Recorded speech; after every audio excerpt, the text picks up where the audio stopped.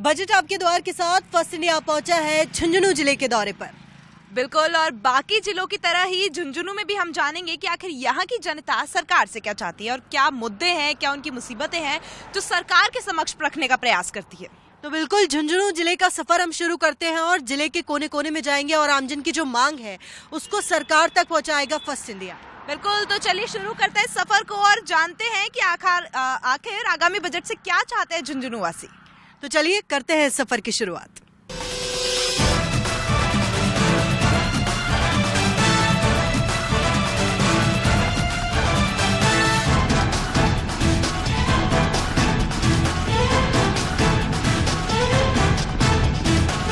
Budget आपके द्वार के साथ फर्स्ट इंडिया पहुंचा है झुंझुनू और इस वक्त मैं मौजूद हूँ झुंझुनू के मंडावा में। आपको बता दें कि ये जो शहर है वो बहुत ही ज़्यादा विख्यात है और विख्यात क्यों है, जो इनकी पेंटिंग्स हैं जो दीवारों पर हो रखी है उसके लिए, और आप ये भी कह सकते हैं छोटा बॉलीवुड है ये, क्योंकि यहाँ पर हर एक मूवी की जो शूटिंग है वो यहाँ पे की जाती है। चाहे वो पुराने किले हों, पुराने घर हों, वो आपको हर एक मूवी में दिख जाएंगे। चाहे वो बजरंगी भाईजान की आप बात कर लीजिए, पीके की कर लीजिए, बहुत से ऐसी मूवी सीन्स जो यहाँ पर शूट किए जाते हैं और लोगों के दिल में बस जाते हैं। अब यहाँ के आमजन से जानेंगे कि वो सरकार से क्या चाहते हैं, क्योंकि डायरेक्टली सरकार तक पहुंच पाना मुश्किल है। तो फर्स्ट इंडिया बना है जरिया और आपकी बातों को पहुंचाएगा सरकार तक। तो सबसे पहले आपसे मैं शुरुआत करती हूँ।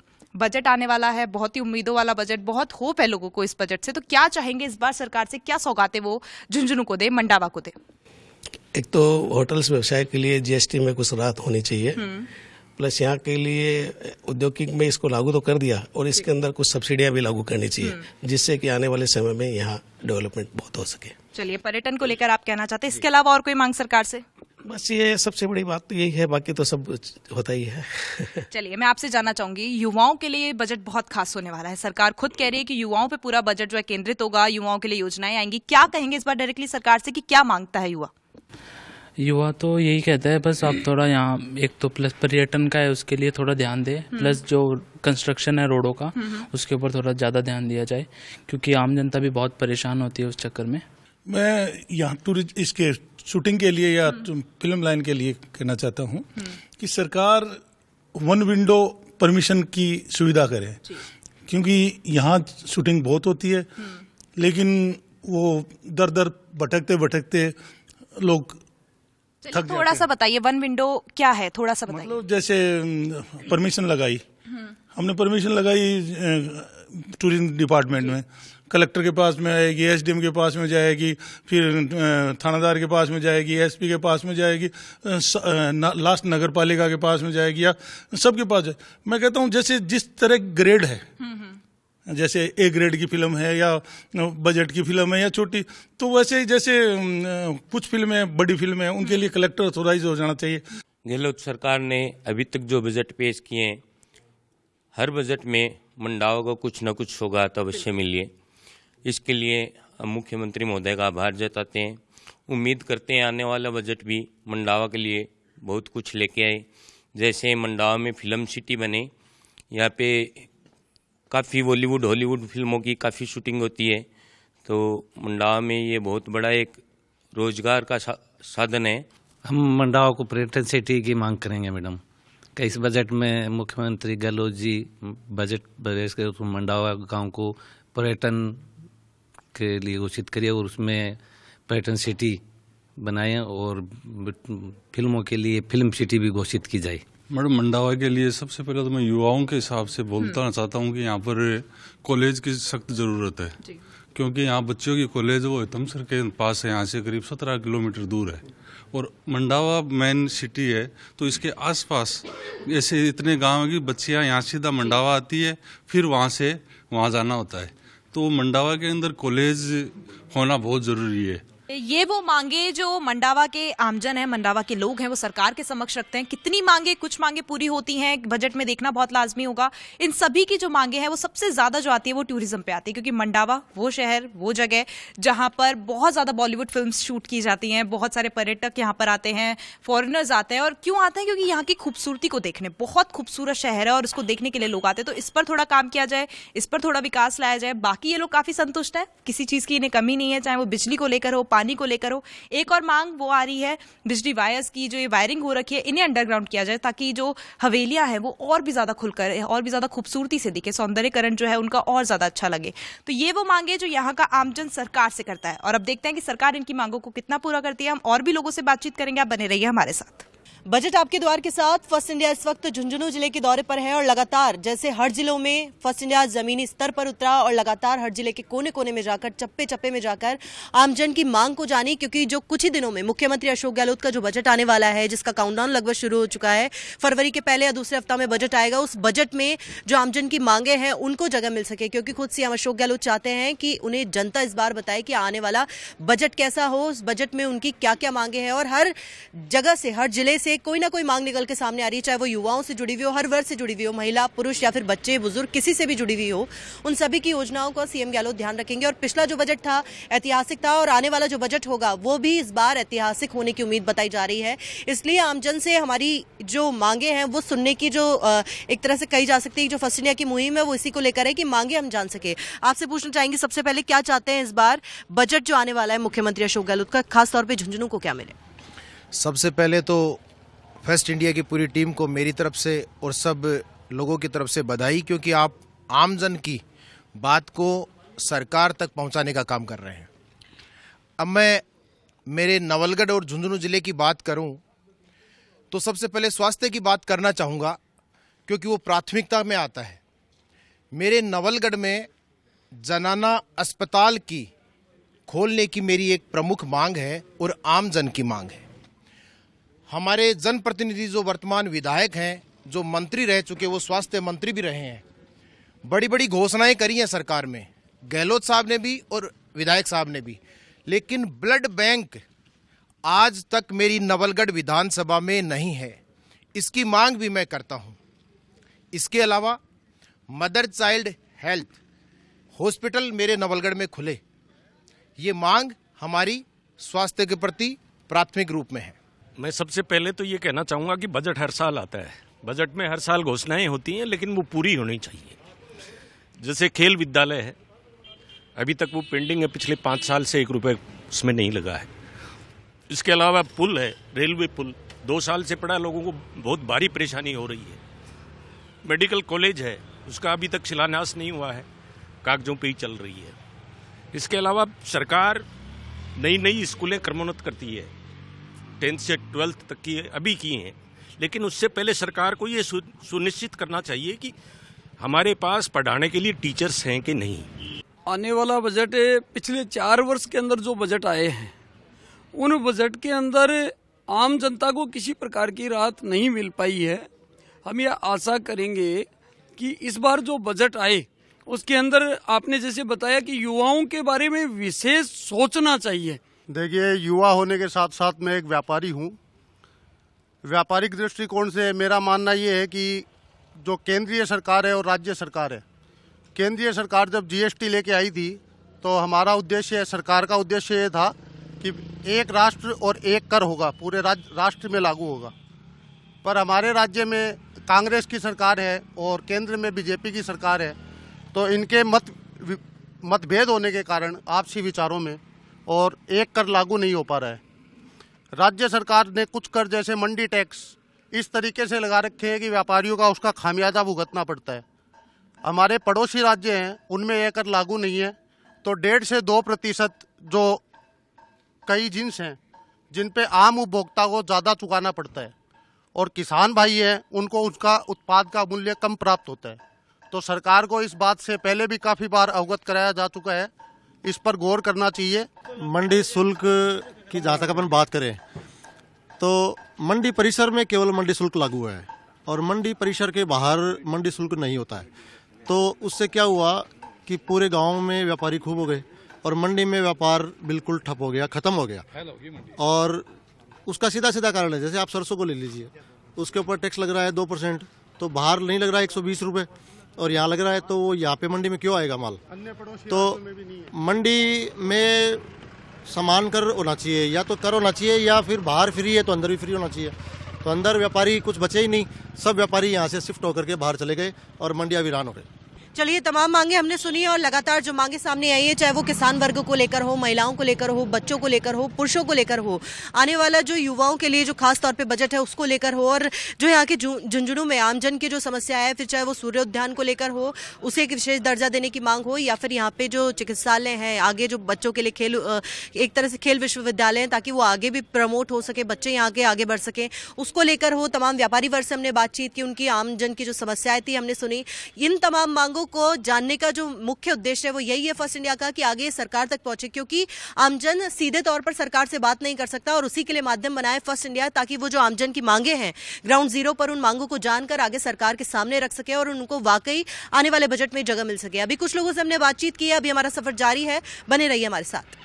बजट आपके द्वार के साथ फर्स्ट इंडिया इस वक्त झुंझुनू जिले में है और लगातार हर जिले में जाकर वहां के कोने कोने की मांग को जानकर सरकार के समक्ष रख रहा है, ताकि आमजन की जो मांग है, आने वाला जो बजट है मुख्यमंत्री अशोक गहलोत का, उस बजट में आमजन की इन मांगों को जगह मिल सके। फर्स्ट इंडिया जमीनी स्तर पर डटा हुआ है, ग्राउंड जीरो पर यह जान रहा है कि आमजन की क्या समस्या है, क्योंकि खुद मुख्यमंत्री अशोक गहलोत चाहते हैं कि इस आने वाले बजट में आमजन उन्हें बताए कि कैसा हो उनका बजट। तो यहाँ पर कुछ लोग हैं हमारे साथ बातचीत करने के लिए, आपसे पूछना चाहेंगे क्या चाहते हैं इस बार जो बजट आने वाला है झुंझुनू में, खासतौर पर क्या खास चीजें होनी चाहिए इस बजट में? मैं पहले तो हमारी मंडी की बताता हूँ।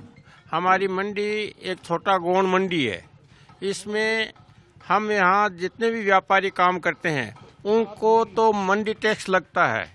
हमारी माननीय मुख्यमंत्री जी से ये निवेदन है कि या तो पूरे क्षेत्र में ही मंडी टैक्स लगे और या मंडी में भी नहीं लगे। हमारी ये प्रथम मांग है। दूसरा, जिले के लिए मैं कहना चाहता हूं कि इस क्षेत्र में कैसे भी नहरी पानी आएगा तो ही यहाँ का किसान आगे बढ़ेगा, नहीं अन्य जिलों के तरह हम भी पीछे ही रहेंगे। झुंझुनू में वैसे देखें तो झुंझुनू की बड़ी विडंबना है कि पिछली 15 साल से यहाँ के जो जनप्रतिनिधि चुने जा रहे हैं उन्होंने झुंझुनू विधानसभा की कोई सुध नहीं ली, और सरकार की तरफ से चाहे शिक्षा हो, सड़क हो, स्वास्थ्य हो, हर दृष्टि से झुंझुनू विधानसभा बिल्कुल पिछड़ा हुआ क्षेत्र हो गया है। इससे पूर्व में झुंझुनू एक हेडक्वार्टर की विधानसभा होने के कारण जिले के हिसाब से काफ़ी कुछ ठीक था, लेकिन पिछले 15 साल में बहुत पीछे चला गया है। यहाँ अगर कोई सरकारी स्कूलें हैं तो उसमें अध्यापकों की कमी है। इसके अलावा न तो कक्ष यहाँ निर्माण हो रहे नए छात्रों के लिए बैठने की कोई व्यवस्था है, न कोई नामांकन बढ़ाने के लिए यहाँ कोई प्रयास हो रहे हैं। जो स्थिति बनी हुई है उसमें सबसे दयनीय स्थिति किसान की है। किसान के लिए न तो सरकार कुछ कर पा रही है, और आवारा पशु इस तरह से बेखौफ होकर घूम रहे हैं। सांड तो कहीं कहीं तो हत्या भी हो चुकी है किसानों की।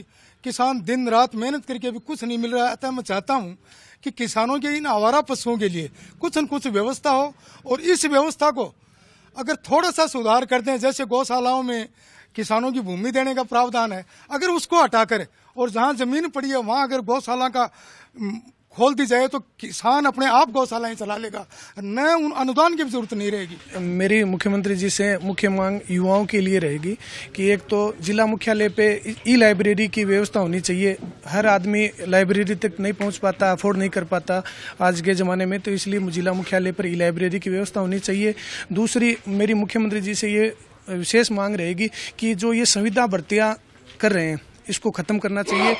मेरे हिसाब से संविदा कर्मी होते हैं वो अपना 100% नहीं दे पाते, काम के प्रति पूरा डेडिकेशन नहीं होता उनका, इसलिए संविदा भर्ती को ख़त्म होना चाहिए। और तीसरी मेरी मुख्य मांग उनसे ये रहेगी कि ये जो एक सरकारी कर्मचारी है ये नेताओं की कठपुतली बने रहते हैं, तो जिस हिसाब से एक कर्मचारी है उसका समय निर्धारित होना चाहिए कि 3 साल के लिए यहीं रहेगा, ये इसको इधर उधर करते रहते हैं, तो इसका भी एक स्थायी समाधान होना चाहिए। और मोस्टली युवाओं के लिए जितनी भी भर्तियां अभी पेंडिंग है ये अभी उनको पूरा करना चाहिए। जो अभी गहलोत सरकार के पास जैसे टाइम कम बचा है, जल्दी से जल्दी इसको पूरा किया जाना चाहिए, क्योंकि अभी सरकार का टाइम चला जाएगा, अगली सरकार बनेगी, 2 साल तक वो सुध बुध नहीं लेगी, काफ़ी सारे युवा जो मतलब उनकी उम्र पूरी हो जाएगी, इसीलिए यही गुजारिश रहेगी। धन्यवाद। चलिए, तमाम मांगे हमने सुनी, फिर चाहे विद्यालयों को लेकर हो चाहे और जगहों को लेकर हो, क्योंकि देखिए विद्यालयों को सरकार क्रमोन्नत तो करती है, लेकिन उनमें ये भी ध्यान रखने की जरूरत है कि उसमें वाकई पर्याप्त शिक्षक भी हैं उन बच्चों को पढ़ाने के लिए। किसानों को राहत देनी चाहिए, तारबंदी भी तरीके से हो ताकि जो आवारा पशु है, जो फसलें खराब होती है, किसानों की बड़ा नुकसान उनको झेलना पड़ता है, व्यापारी वर्ग के लिए खास, युवाओं के लिए लाइब्रेरी यहाँ पर बननी चाहिए। और जो सड़कों का यहाँ पे दुरुस्त सड़कों को करना चाहिए, निगम यहाँ का ढंग से काम करे, जो दुरुस्त करके उनको जो सड़कें बेहाल हैं, या एक तरह से कह सकते हैं कि उन जगहों को लेकर या फिर मूलभूत सुविधाओं को लेकर, पानी यहाँ पे जो नहरी पानी है उसकी यहाँ पर जो कमी है झुंझुनू में, वो भी यहाँ का जो आमजन है वो मांग कर रहा है। तमाम मांगे हमने सुनी, अभी हमारा सफर जारी है, बने रहिए हमारे साथ। बजट आपके द्वार के साथ फर्स्ट इंडिया ने जो मुहिम चलाई है कि वो हर एक आमजन से ये जानेगा कि सरकार से आखिर उनकी क्या कुछ मांगे हैं, आगामी बजट को लेकर क्या चाहते हैं कि सरकार उन्हें दे, क्योंकि मुख्यमंत्री अशोक गहलोत कुछ खुद ये जानना चाहते हैं कि आखिर आमजन इस बार के बजट में क्या चाहता है। तो इसी मुहिम के साथ मैं झुंझुनू आ पहुंची हूँ, झुंझुनू के लोगों से हम बातचीत करने का प्रयास करेंगे और देखेंगे कि आखिर ये क्या चाहते हैं। तो चलिए आपसे ही शुरुआत करते हैं, इस बार का बजट किस तरीके से खास चाहते हैं, क्या कुछ मांगे सरकार के समक्ष रखना चाहते हैं? हमारे शेखावाटी की जनता की तो एक ही मांग है इस बजट में कि हमारे को यमुना का पानी मिलना चाहिए। सीकर झुंझुनू यहाँ यमुना का पानी मिल जाए तो ये जिले खुशहाल हो जाएं। इससे ज़्यादा इस बजट में हमें कुछ नहीं चाहिए। ये जो रोज़ रोज़ की योजनाएं हैं जिनका कोई औचित्य नहीं है, कभी जड़ कभी नल, फालतू की जो योजनाएं चल रही हैं, इनका कोई पब्लिक से कोई फायदा होने वाला नहीं है। झुंझुनू के लिए जो अभी हमारे समक्ष सर खड़े थे, उन्होंने बताया है कि पानी का काफ़ी दिन से मुद्दा चलता है यमुना वाला, और यहाँ ज़्यादातर एरिया डार्क जोन में आता है। तो ये सबसे लंबे स्कोप के लिए, यहाँ की पैदावार के लिए बहुत अच्छा होगा, क्योंकि वहाँ से हरियाणा और पंजाब में कुछ दिक्कतें आती हैं, वो कंट्रीब्यूशन आपस में हो जाए तो ये बहुत जल्दी हो जाए। दूसरा, मैं ये चाहता हूँ कि राजस्थान के पूरे के लिए, मेरा प्रोफेशनल फायर एंड सेफ्टी से, तो यहाँ एक फायर एक्ट लागू होना चाहिए, क्योंकि जैसे दिन अपन दिल्ली सुनते हैं, आप लोग भी देखते हैं कि दिन प्रतिदिन दुर्घटनाएं होती हैं, तो उनमें क्या नियम होने चाहिए। हॉस्पिटल हैं, एजुकेशन संस्थान है, कोचिंग इंस्टीट्यूट हैं, मॉल हैं, कॉम्प्लेक्स हैं, फैक्ट्री इंडस्ट्रीज है, वहाँ पे एक प्रॉपर फायर एक्ट लागू होना चाहिए। हम तो कर्मचारी आदमी हैं, कर्मचारियों के प्रतिनिधि हैं, और मुख्यमंत्री जी ने परसों ही कर्मचारियों के संगठनों के साथ 5-5.5 घंटे तक मीटिंग करके उनके सुझाव लिए हैं। तो हमारा सबसे बड़ा एक मुद्दा है मंत्रालय कर्मचारियों का, कि एक समान योग्यता और एक समान भर्ती का नियम, एक समान विज्ञप्ति, उसके बावजूद जब उनको अलॉटमेंट होता है तो जैसे ऊपर मेरिट के हिसाब से सेक्रेटरीट अलग वेतनमान है, सबऑर्डिनेट के अलग वेतनमान है। तो हमारी मांग है कि ये जो अंतर है ये मिटना चाहिए, और हमें पूर्ण भरोसा है कि शायद मुख्यमंत्री जी इस बजट में इस बात को शामिल करेंगे। झुंझुनू के डेवलपमेंट के लिए यहाँ मैं सरकार से ये चाहूँगा कि वो केंद्र सरकार से समन्वय स्थापित करके, यहाँ के ज़्यादातर युवा हैं वो राष्ट्रभक्त और राष्ट्र सेवा में ज़्यादा अपना वो विशेष लगाव रखते हैं, तो यहाँ सेना की जो भर्तियाँ हैं वो लगातार केंद्र सरकार से समन्वय स्थापित करके झुंझुनू और शेखावाटी में, और वो होनी चाहिए। मैं बस यही चाहूँगा।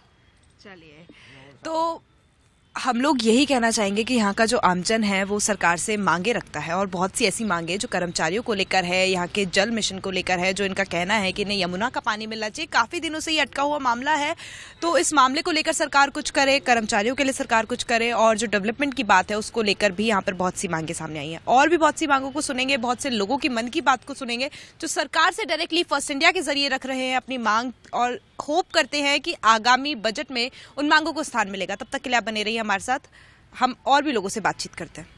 फर्स्ट इंडिया न्यूज़ की मुहिम, उनका जो एक जरिया है लोगों से बातचीत करने का, वही लेकर हम यहाँ पर आ चुके हैं, और आने वाला जो बजट है वो युवाओं को लेकर पूरा केंद्रित होने वाला है।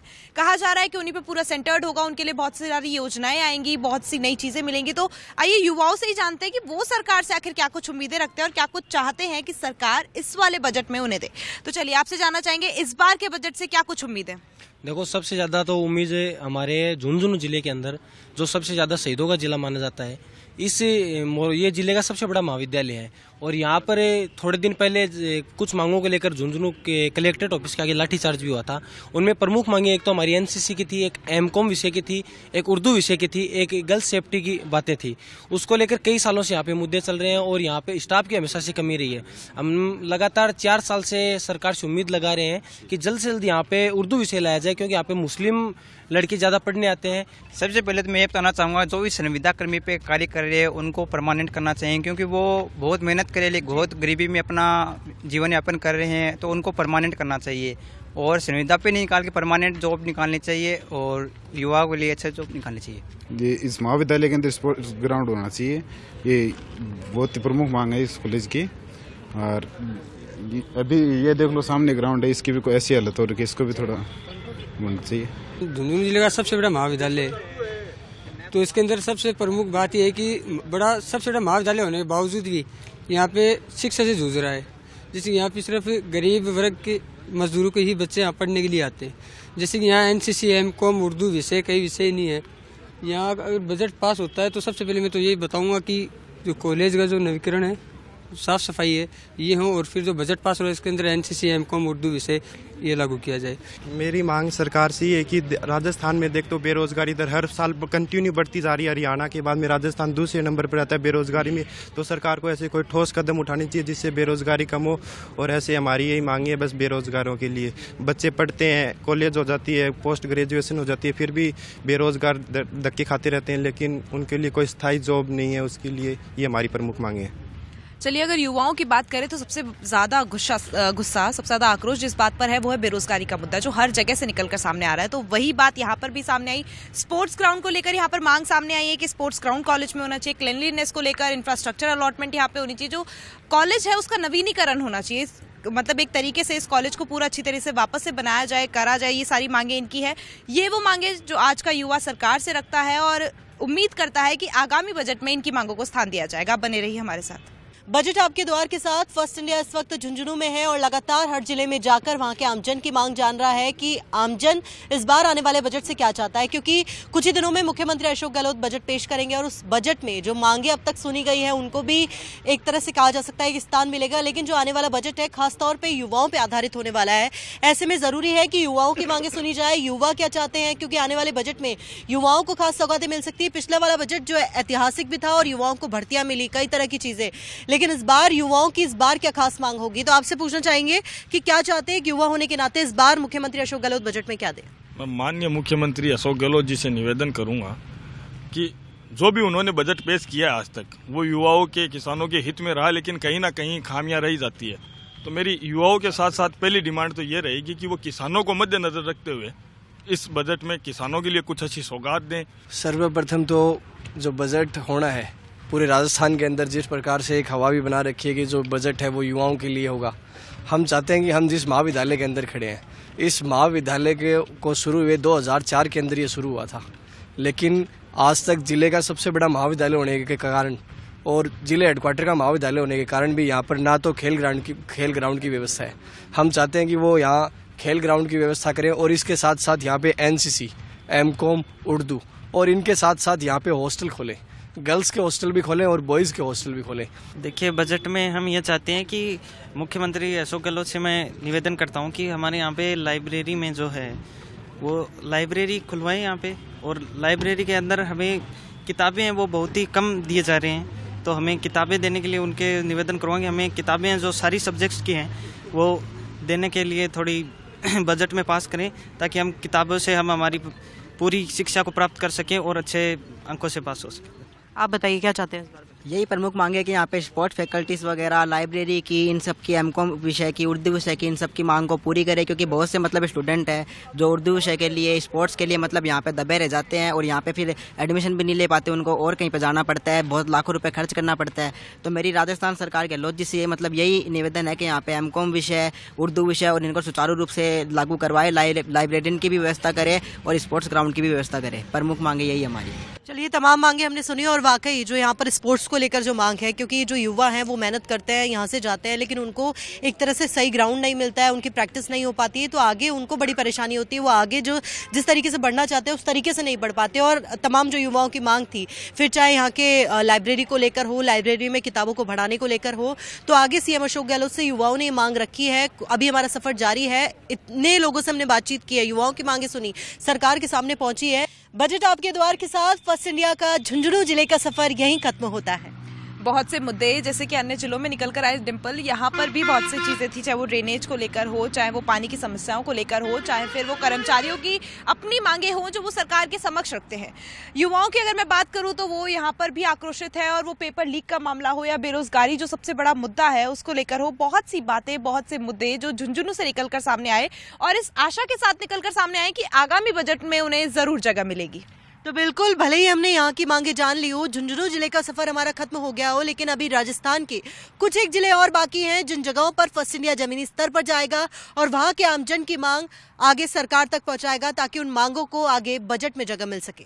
बिल्कुल, तो इस एपिसोड को यहीं खत्म करते हैं और आपसे मिलेंगे अगले एपिसोड में। तब तक के लिए हमें दीजिए इजाजत। नमस्कार।